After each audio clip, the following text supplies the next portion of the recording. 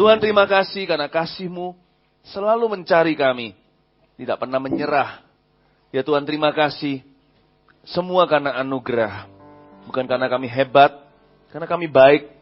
Bukan juga karena kami bisa bertobat. Tapi karena Tuhan yang memberi kami kesempatan. Sungguh besar anugerah-Mu atas hidup kami. Sungguh besar anugerah-Mu. Terima kasih Tuhan. Haleluya. Tahu lagu Amazing Grace? Nyanyikan lagu itu ya. Amazing Grace. Kasih saya kuncinya Amazing Grace. Terima kasih Tuhan. Mari kita bersyukur sama Tuhan. Di Good Friday, di Jumat Agung ini.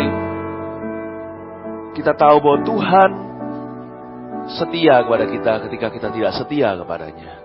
Mari kita letakkan tangan kita di dada kita. Amazing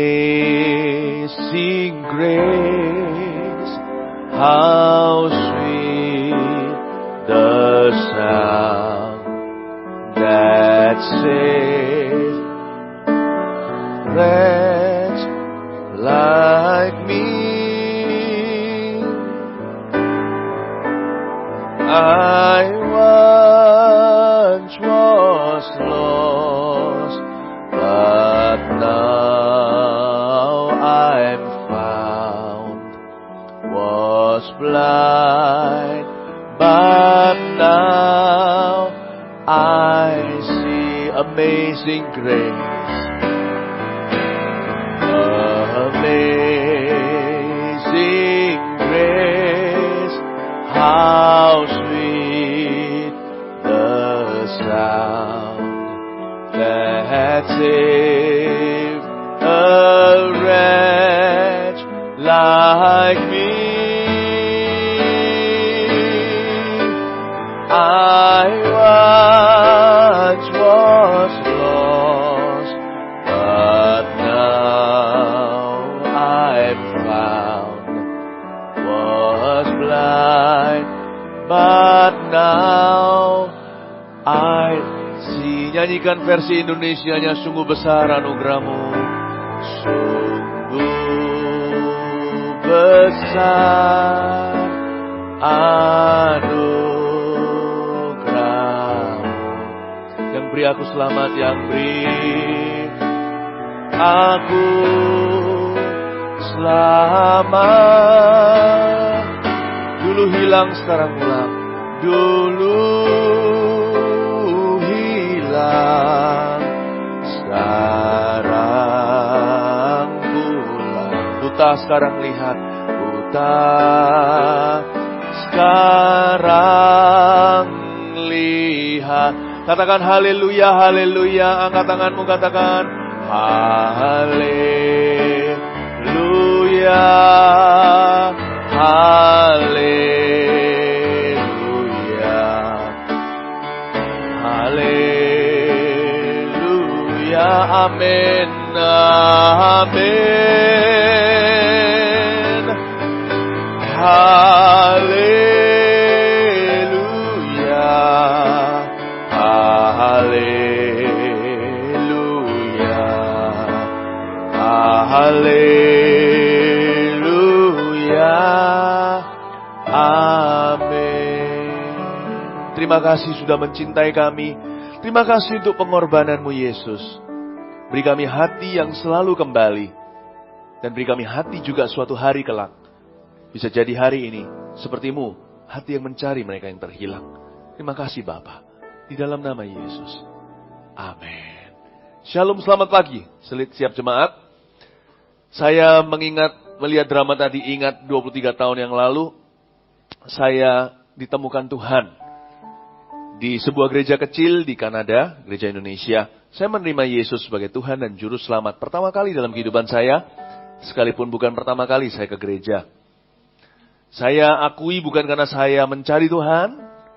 Awal mula saya datang ke gereja di Kanada karena makanan atau karena orang Indonesia. Karena saya tidak baru datang, saya kangen rumah sebagai orang yang pindah di negeri orang.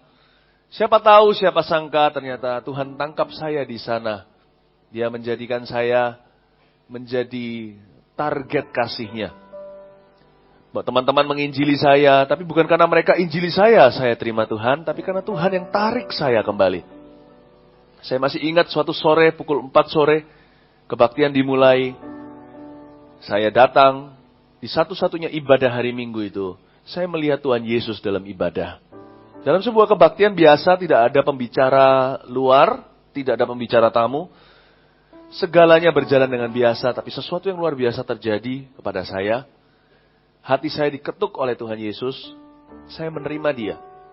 Sebuah altar call diberikan, dan saya maju ke depan. Orang pertama yang melangkahkan kakinya di depan sana, dan orang terakhir yang kembali.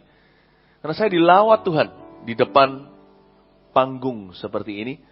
Saya dilawat oleh hadirat Tuhan. Singkat cerita, saya lahir baru, saya kenal Yesus. Hari itu, ketika saya keluar dari gereja itu, matahari baru terbenam.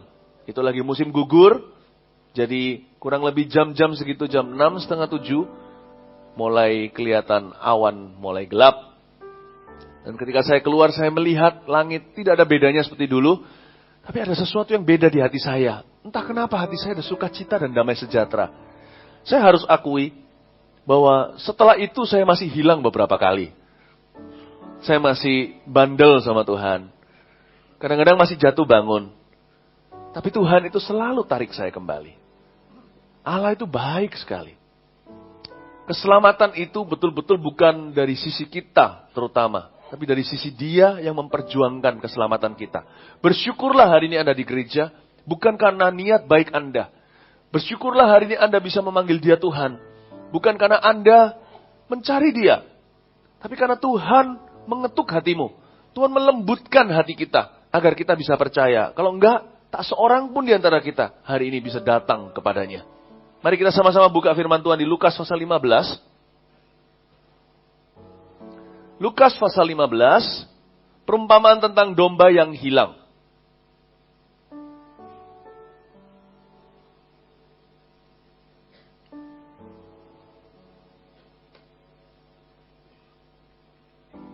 Perumpamaan tentang domba yang hilang. Ya, para pemungut cukai dan orang-orang berdosa biasanya datang kepada Yesus untuk mendengarkan Dia. Maka bersungut-sungutlah orang-orang Farisi dan ahli-ahli Taurat katanya. Ia menerima orang-orang berdosa dan makan bersama-sama dengan mereka. Orang Farisi keberatan. Lalu ia mengatakan perumpamaan ini kepada mereka. Siapakah di antara kamu yang mempunyai 100 ekor domba? Dan jikalau ia kehilangan seekor di antaranya, tidak meninggalkan yang 99 ekor di padang gurun, dan pergi mencari yang sesat itu sampai ia menemukannya. Berhenti di ayat 4 saya jelaskan. Tuhan Yesus punya 100 ekor domba di ayat 4. Satu hilang. Dia tinggalkan 99. Kita bisa bertanya, kenapa Tuhan tega meninggalkan kami 99 ekor itu? Sebenarnya, Tuhan Yesus tidak perlu meninggalkan mereka. 99 ekor itu bisa mengikuti Dia.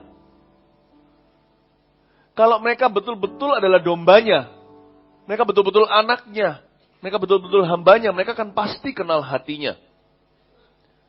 Di ayat 4 ini dikatakan, kan ada 1 ekor domba tersebut yang tersesat, Tuhan tinggalkan 99 yang lainnya. Seharusnya kita tahu diri, ketika gembala kita pergi mencari yang terhilang, kita jangan tinggal di kandang. Maka itu saya berdoa Gereja Mawar Sharon jemaatnya besar kecil harus jadi pemenang jiwa. Kita nggak tentu jadi evangelis, penginjil yang luar biasa yang bisa memenangkan 100 orang sekalian. Atau bahkan 1000 orang, seperti yang kita lihat di KKR-KKR besar. Tetapi Tuhan menantang kita hari ini agar setiap domba berhati gembala. Kalau domba awal-awal kenal Tuhan, lalu dia hanya mau menerima, itu lumrah setiap bayi demikian. Tapi kalau kita sudah besar, harusnya kita mengenal watak daripada ayah kita. Seorang anak kecil waktu masih kecil, dia hanya bisa dibesarkan oleh orang tuanya. Tapi ketika dia besar, dia bisa bermitra dengan papanya. Saya berdoa, Tuhan menantang kita hari ini, setiap jemaat Mawar Sharon, besar, kecil, tua, muda, satu persatu, menjadi pemenang jiwa. Domba-domba yang berwatak berhati gembala. Tuhan menunggu saat itu supaya kita jangan lagi berpisah dengan Tuhan Yesus. 99 ekor itu ditinggalkan. Seharusnya mereka mengikuti Tuhan. Ada satu masalah ya Tuhan itu ikuti kita. Namanya penyertaan. Tuhan, aku mau begini dikasih. Tuhan, aku mau begitu dikasih. Orang yang baru lahir baru biasanya kan dapat perlakuan khusus. Perlakuan khusus seperti itu. Saya juga sama, waktu pertama kali saya terima Tuhan, rasanya semua doa saya dikabulkan. Bukan berarti sekarang gak dikabulkan, bukan. Tapi Tuhan sekarang meminta kepada kita untuk kita bertumbuh dewasa. Anak saya waktu kecil dulu, susu, langsung kasih. Gak perlu bilang susu, belum bisa bicara, lafal. Dia bilang, saya sudah tahu. Saya kasih susu. Nah kalau sekarang sudah umur 10 masih Gak mungkin saya kasih susu, ambil sendiri. Kalau enggak gitu kan kita manjakan anak. Anak itu kan jadi rusak. Betul atau enggak? Bukan berarti bahwa anak itu setiap doanya enggak dikabulkan. Tetapi sekarang papanya mau kasih dia tanggung jawab. Dan dengan tanggung jawab itulah ada privilege atau hak yang lebih besar daripada sekedar susu dan makan. Jangan takut menginjil. Jangan takut bawa jiwa. Itu tanggung jawab.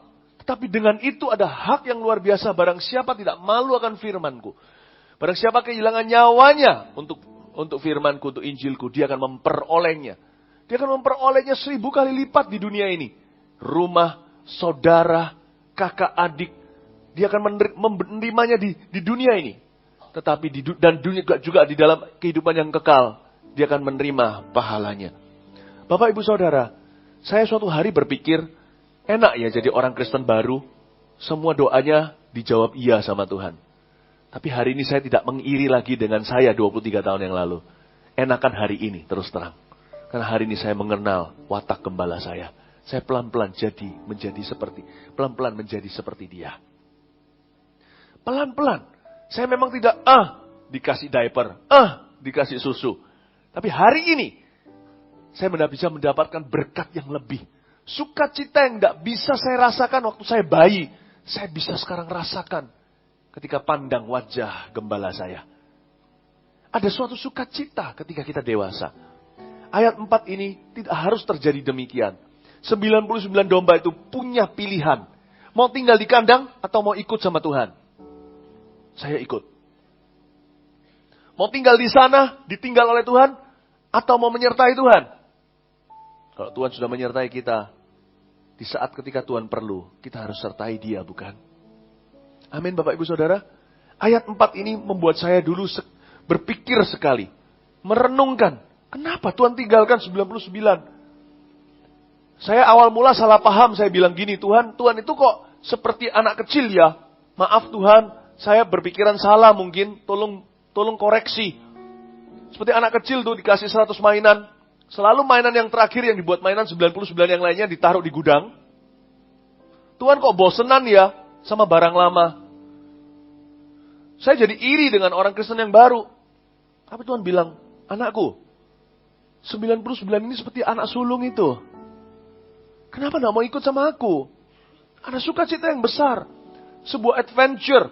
Sebuah petualangan dengan Tuhan yang luar biasa. Bapak, Ibu, Saudara, saya mau dorong Anda ke arah ini.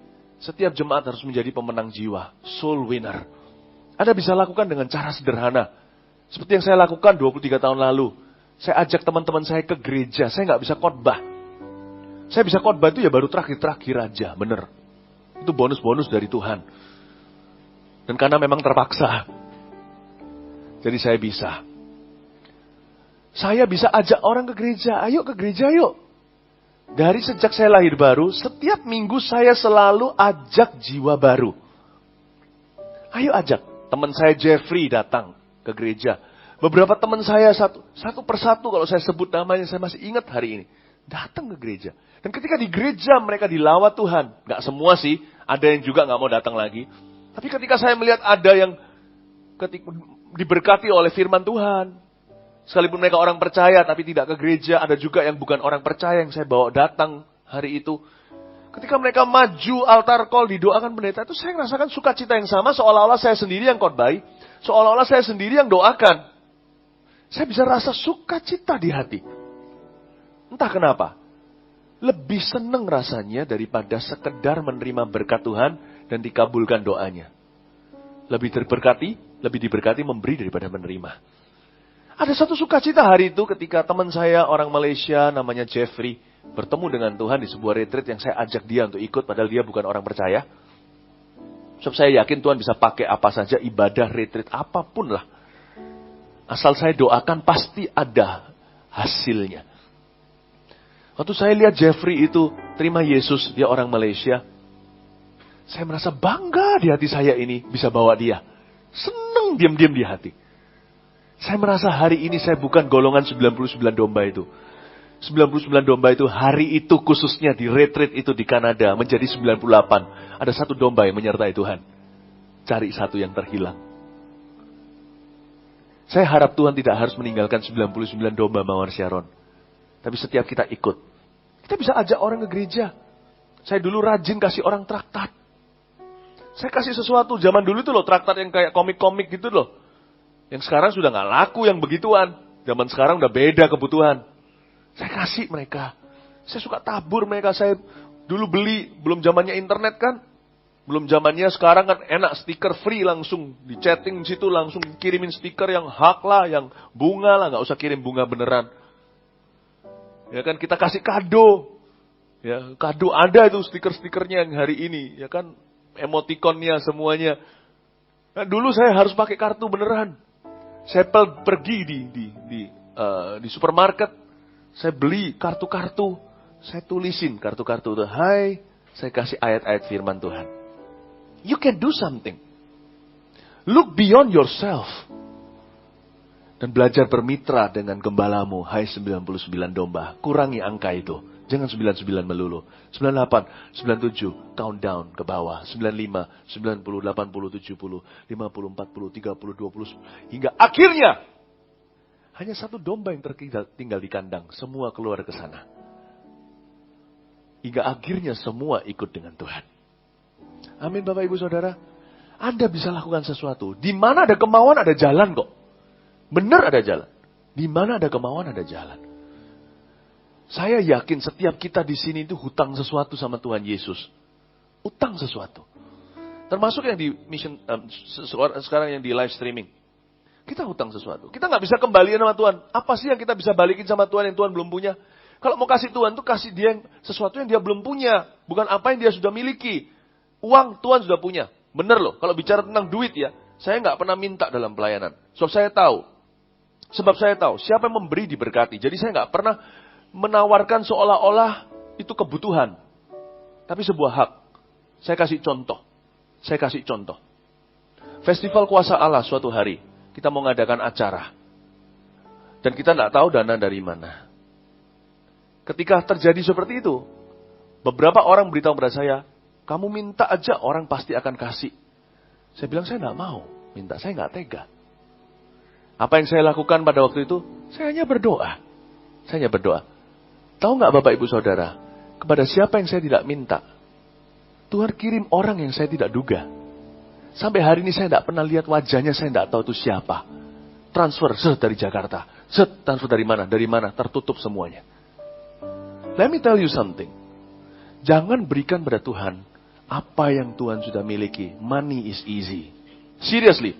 Kalau di sini ada orang yang tidak rela berikan uangnya, please don't. Tarik kembali uangmu. Bawa pulang. Pemberian kita itu bukan paling wangi duit itu. Duit itu mengembalikan. Kita hanya berkata, Tuhan, aku kasih ini supaya hatiku tuh gak salah. Supaya jangan sampai uang itu memiliki hati saya. Saya beri ini bukan untuk Tuhan. Saya beri ini untuk saya. Supaya saya jangan berhalakan materi. Itulah guna perpuluhan. Supaya Anda tahu loh ya. Perpuluhan itu gunanya. Perpuluhan itu bukan baik untuk gereja. Baik untuk jemaat yang memberi. Karena ketika saya sendiri sebagai pendeta gereja. Saya memberikan perpuluhan. Itu saya jagai hati saya dan keluarga saya. Jangan sampai mata duitan. Karena saya tahu ini punya Tuhan. It's for us. Kalau kita nggak kasih perpuluhan. Tuhan akan kirim dari orang fasik. Dan orang fasik akan diberkati oleh Tuhan. Benar.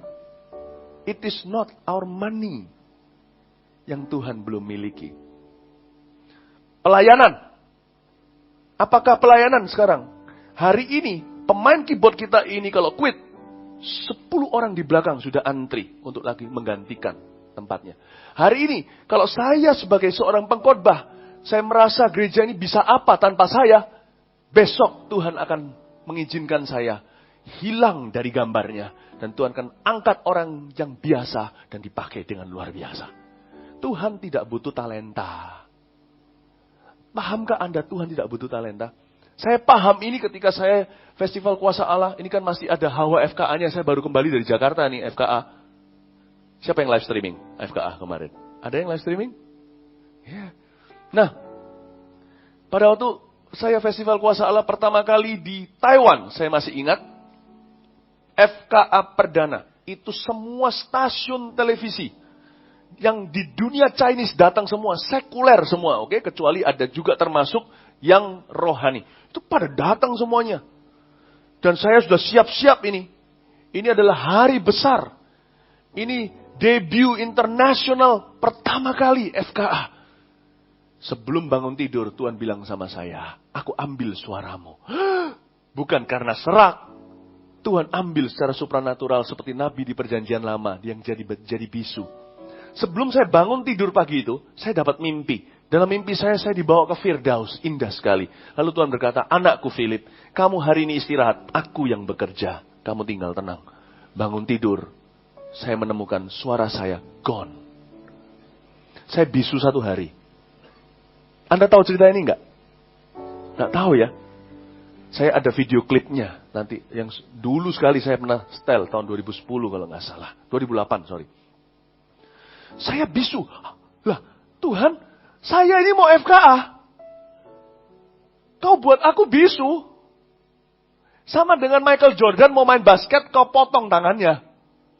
Sama dengan Ronaldo atau siapalah, nggak tahu, Messi mau main sepak bola, kau penggal kakinya.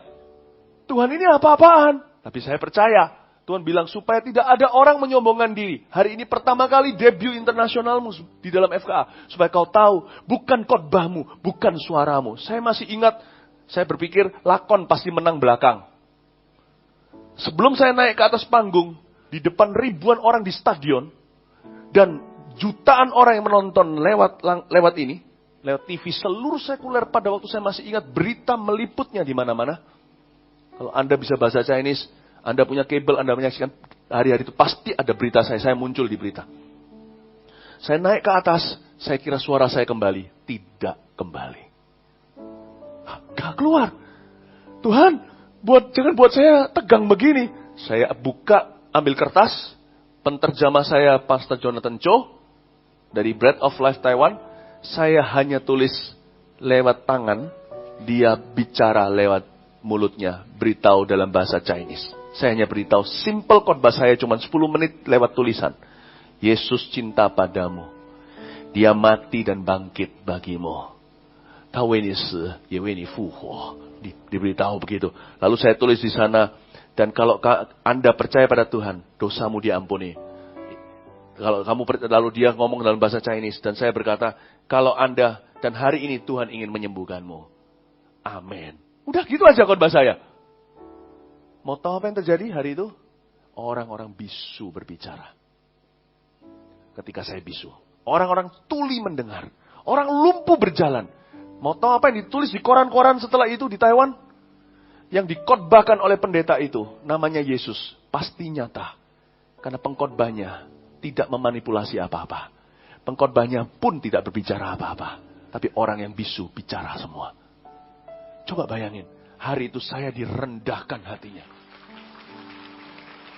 God doesn't need our talent. Tahun 2010 di Jatim Expo, kalau Anda masih ingat Festival Kuasa Allah saat itu, saya bergandeng tangan, biasanya selalu normal. Hari itu saya rebah, sambil bergandeng tangan, saya rebah, dan saya gone, nggak tahu berapa menit. Masih ingat 2010 itu, di Jatim Expo, sampai lumber, tidak cukup tempatnya. Apa yang terjadi setelah itu? Orang-orang di jamaah Tuhan, waktu saya, tanda kutip, pingsan atau rebah di dalam Roh Kudus itu. God doesn't need a preacher. Tuhan tidak butuh. Jangan berikan pada Tuhan talenta, uang. Kalau kita mau berikan itu, kita hanya lakukan karena mengembalikan. If you want to give God something, give Him what He doesn't have. Though He has everything. Kalau kita mau memberi Tuhan sesuatu, berikan pada Tuhan sesuatu yang Tuhan tidak miliki, sekalipun Tuhan memiliki segala sesuatu. Apa itu? Hati orang yang belum terima Yesus. Tuhan belum miliki hati itu. Karena Tuhan tidak memaksa. Di kitab Wahyu dikatakan Dia mengetuk pintu. Kalau Anda dan saya mau kasih sesuatu yang Tuhan tidak pernah paksa dirinya untuk miliki, Tuhan bisa saja paksa semua orang untuk terima Dia. Setiap lutut bertelut, Dia paksa semuanya untuk bersujud, Dia bisa. Dia mau pakai kekuatan, Dia bisa. Tapi bukan begitu caranya hubungan kasih dengan Tuhan.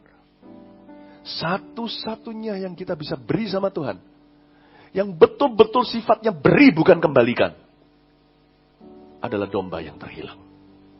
Tahukah Anda? Ini kado yang berkenan pada Tuhan. Setiap orang kita hutang di sini.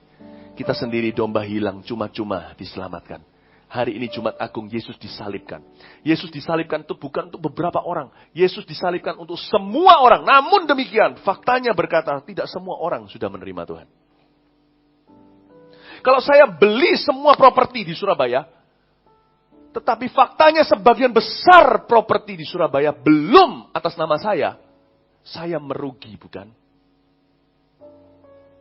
Kalau semua properti semua tanah di Surabaya ini milik saya sudah beli dengan sah, dengan harga penuh, bahkan berlebihan, kelebihan, tidak pakai kembali, simpan kembalinya sebagai tips buat semua orang.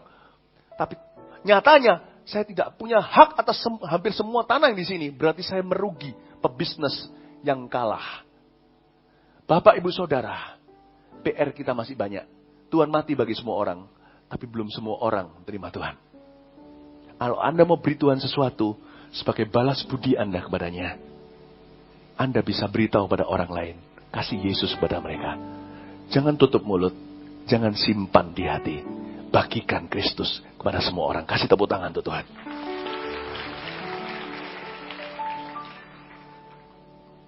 Please realize this. Mulai hari ini, saya berdoa di dalam nama Yesus, agar tak seorang pun di antara kita di sini memiliki iman yang suam-suam kuku dan malas. Tidak harus Anda sebagai pengkhotbah, tidak harus KKR kalau Anda percaya ini rumah Allah, Allah tinggal di dalamnya. Tahun 98 saya pulang ke Indonesia, saya kesaksian. Saya pulang 14 Mei 98 dari Kanada. Saya jual semua barang saya untuk saya tidak menoleh ke belakang. Sampai di Indonesia, saya mengambil tekad. Tidak tunggu KKR, tidak tunggu pembicara. Saya harus jadi pemenang jiwa. Sekalipun jawatan saya bukan seorang penginjil. Saya bawa satu persatu, dimulai dari pembantu rumah tangga kami yang menerima Yesus. Satu persatu, saya sudah datang ke Mawar Sharon dari tahun 98. Kadang duduk di sebelah sana, kadang duduk di bawah sana. Belum ada seorang pun di antara Anda yang kenal saya. Ya adalah beberapa, sedikit tidak banyak. Saya dikenal tidak lebih hanya sekedar calon mantu Pak Yusuf. Kalau beberapa orang yang tahu saya saat itu. Saya duduk di sebelah situ. Tapi yang tidak tahu, yang hanya beberapa orang yang tahu di kolam baptisan, adalah setiap minggu saya bawa satu jiwa baru untuk terima Tuhan. Sekalipun saya tidak berkhotbah, tidak dijawab. Sekalipun belum pernah di pusat, di pemuda pun tak pernah sekalipun. Saya bawa satu persatu jiwa datang ke sini. Terima Tuhan di sini. Tiap minggu. Ibu Bambang atau Tante Gyok yang di bawah sana jaga di kolam baptisan tahu. Saya bawa satu orang terima Yesus every Sunday. Menjadi kontributor di tempat ini. Sebelum saya berkhotbah. Siapa bilang pelayanan itu hanya di mimbar? Justru hari-hari itulah yang mempersiapkan saya hari ini. Hari-hari di mana tak seorang mata melihat Anda tidak berada di bawah sebuah sorotan lampu. Hari-hari itulah pelayananmu sesungguhnya. Yang lainnya hanyalah bonus semata-mata. Siapa di sini yang datang tangan hampa? Mari kita sekarang buat komitmen baru. Kita tidak mau jadi 99 domba yang ditinggalkan. Kita mau jadi 99 domba yang berbuah lebat. Amin Bapak Ibu Saudara. Kasih tepuk tangan untuk Tuhan Yesus. Amin. Saya ceritain, ada satu orang yang saya bawa kemari. Dia pembantu daripada sanak saudara saya. Dulu yang mau dengarkan saya hanya pembantu-pembantu. Karena kalau saya bicara sama pengusaha, saya tidak dianggap. Saya bicara sama pemuda, mereka tidak kenal saya. Lu kira lu siapa? Yang mau dengar saya hanya pembantu rumah tangga. Tahu nggak? Air itu mengalir ke bawah. Kalau Anda mau menginjili orang, tidak usah injilin orang yang tidak mau Anda injilin. Pasti Tuhan sudah sediakan 1, 2, 3 di sekeliling Anda. Air itu dari hulu ke hilir. Selalu dari atas dia ke bawah. Cari ada orang, bukan status ekonomi dan sosial, kita semua berdiri sama rata. Tapi pasti ada orang yang mau dengarkan Anda. Kalau Anda sudah hidup sebagai kesaksian, ya. Lain cerita kalau Anda hidup sebagai sandungan. Kalau kita hidup sebagai sandungan, tidak seorang pun mau dengarkan kita. Apalagi yang paling enak adalah keluarga kita.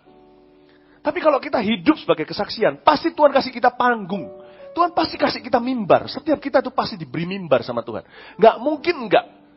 Cuman jangan kita saling membandingkan. Penyakit kita yang melumpuhkan manusia sebelum mencoba adalah membandingkan dengan orang lain. Itu menyebabkan banyak orang jadi, kalau nggak sombong ya minder. Bapak, Ibu, Saudara, setiap kita punya mimbar. Percayalah itu. Kalau Anda hidup sebagai kesaksian, tidak harus sempurna. Saya nggak sempurna. Hidup saya nggak sempurna.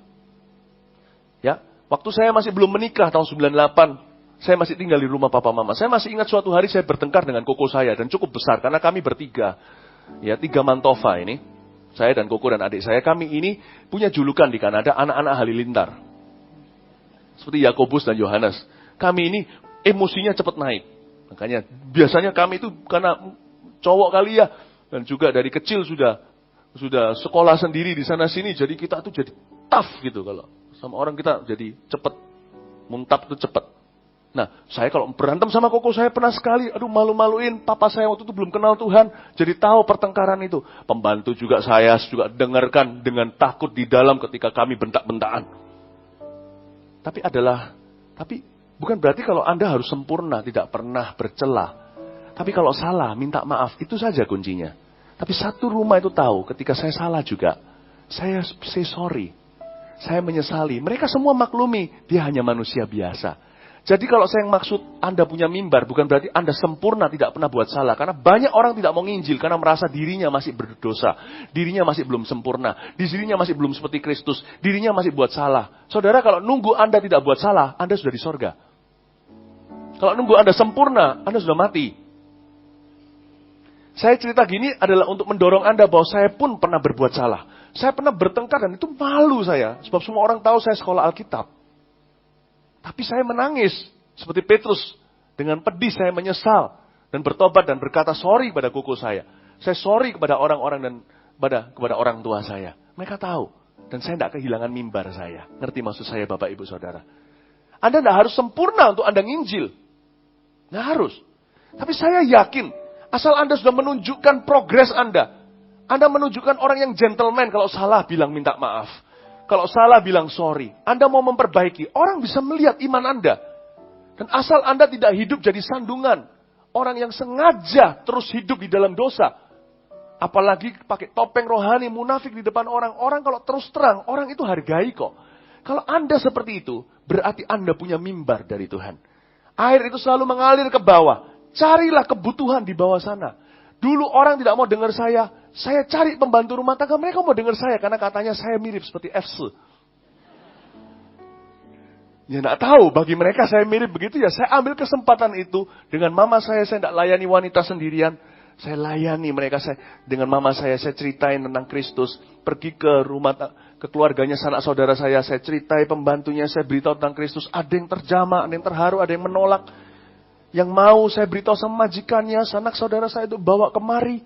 Setiap minggu selalu ada. Lalu ada seorang tante tetangga kami saat itu. Dia dari kepercayaan yang lain. Saya dan mama saya lagi. Kita berpartner, kita doakan dia. Lalu setelah didoakan sesuatu terjadi dalam hidupnya. Simple penginjilan lewat doa. Gak ada yang nolak loh. Kalau kita penginjilan lewat berdebat, nah itu yang menjadi batu sandungan. Emangnya, lah kita mulai perdebatan agama. Kita mulai dengan kata-kata agama tidak menyelamatkan. Tapi Yesus mengasihimu. Boleh saya doa untuk Anda? Ketika doa akhirnya dijawab. Hatinya orang itu terbuka. Saya masih ingat hari Minggu itu kebaktian jam 7 pagi ini. Saya tunggu di bawah setengah jam sebelumnya. Saya tunggu tante itu untuk datang. Dia duduk di sebelah situ. Dia bawa baju. Langsung dibaptis setelah kebaktian 1. Saya masih ingat. Saya lihat senang sekali. Saya senang sekali. Bapak Ibu Saudara. Sekalipun Anda tidak berkhotbah, Anda bisa berbuah. Ada kemauan, ada jalan. Tapi kemauan itu didorong dengan perasaan sadar bahwa kita adalah orang-orang yang berhutang kepada Tuhan. Anda tidak bisa kembalikan apa yang Tuhan miliki. Jangan pernah kita sok-sokan kita bisa beri 1 dan 2 hal. Kalau kita pintar nyanyi, itu nggak ada apa-apa. Malaikat nyanyi, saya pernah dibuka telinga saya mendengar.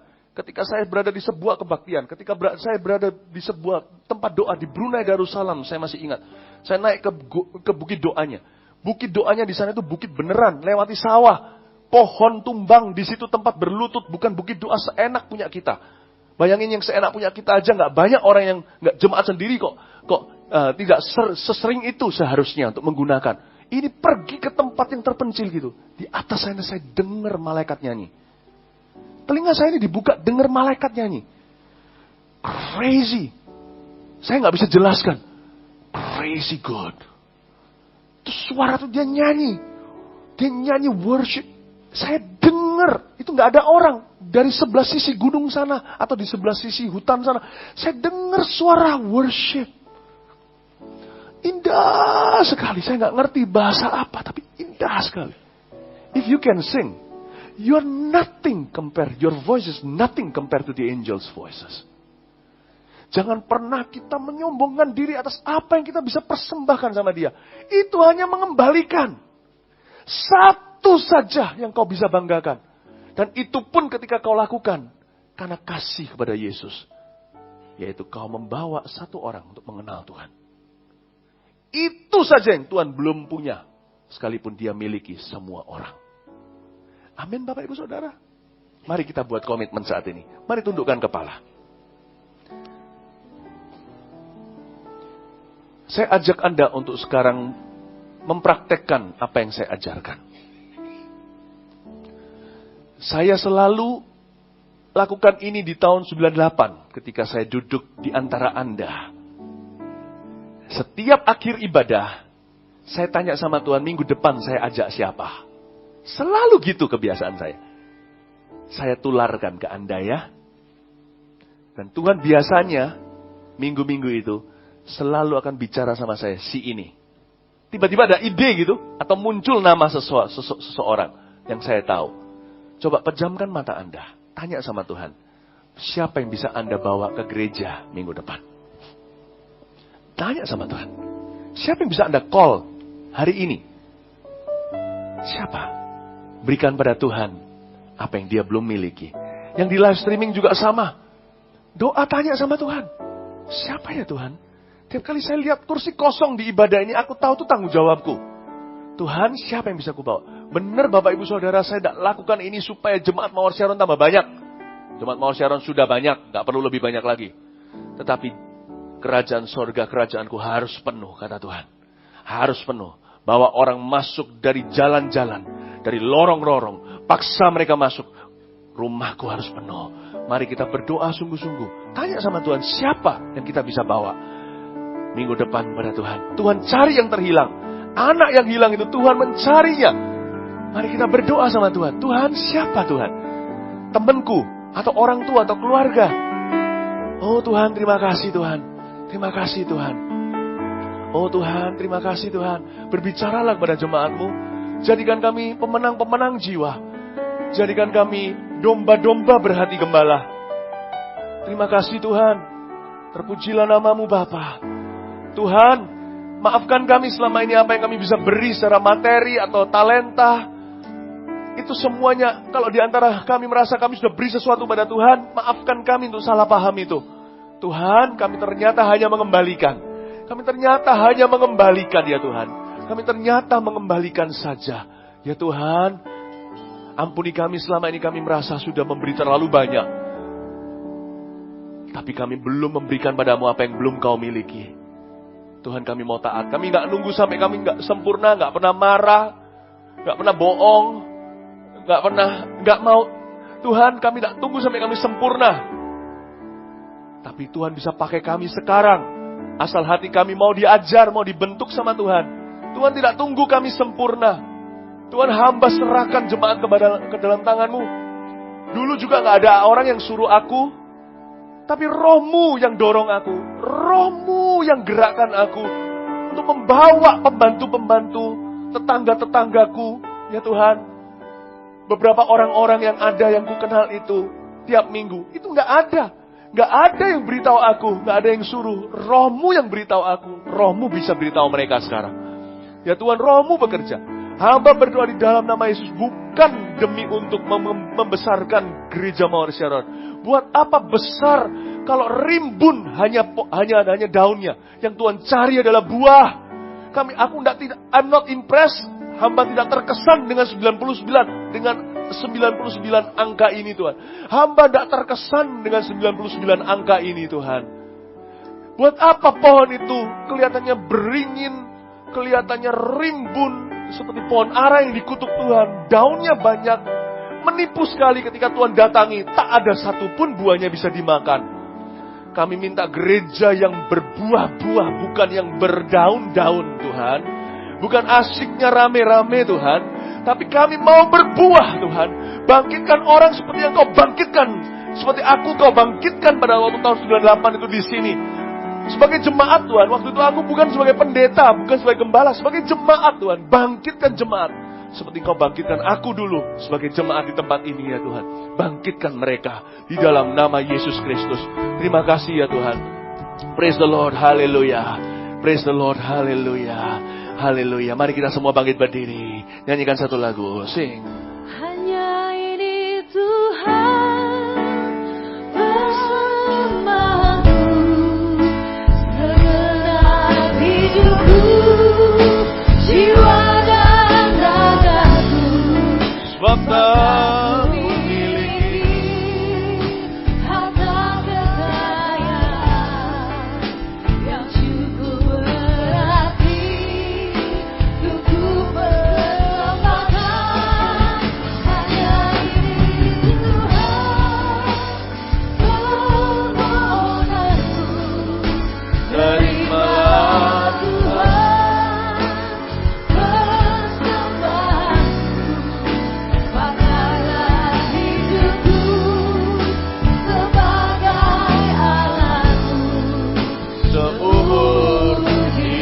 hanya ini Tuhan.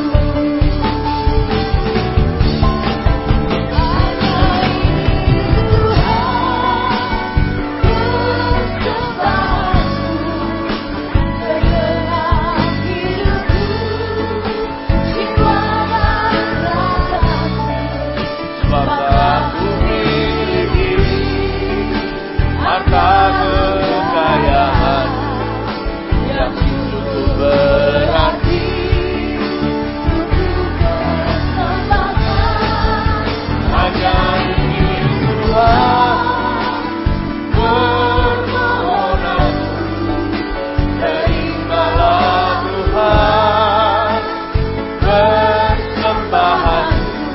Pakailah hidupku sebagai alatku seumur hidupku. Hamba ingin sekali mewakili seluruh jemaat hari ini bersama dengan jemaat memberikan sebuah kado untuk Tuhan. Ya Tuhan, sebuah pemberian. Kami beranikan lancang berkata kami bisa beri sesuatu pada Tuhan, tapi benar. Kami ingin berikan pada Tuhan apa yang Tuhan belum miliki, sekalipun Tuhan punya segala sesuatu. Nyawa orang pun milik Tuhan. Kunci maut pun di tangannya. Kami mau memberikan sesuatu di ibadah ini ya Tuhan, karena ini adalah ibadah Jumat Agung apalagi. Lebih tepat lagi hari ini ketika Kristus menebus dosa 2000 tahun yang lalu. Orang berdosa harus bertemu Tuhan. Engkau tahu Tuhan, bahwa hamba-Mu tidak hanya jago kandang atau jago pada waktu khotbah, lalu altar call, terima Tuhan, itu bonus semuanya. Itu iman jemaat. Engkau tahu, sampai hari ini aku tetap pemenang jiwa satu demi satu dalam hidupku. Aku bawa satu temanku, satu orang lagi. Hamba tidak hanya pinter bisa khotbah, lalu bisa altar call, tapi di bawah hamba bolos sekolah. Di bawah ketika hamba-Mu turun dari mimbar, hamba tidak berbuah. Engkau tahu bahwa aku tidak hidup seperti itu. Sampai hari ini, aku tetap sama seperti tahun 98. Aku masih tetap sama, produktif, satu orang demi satu orang.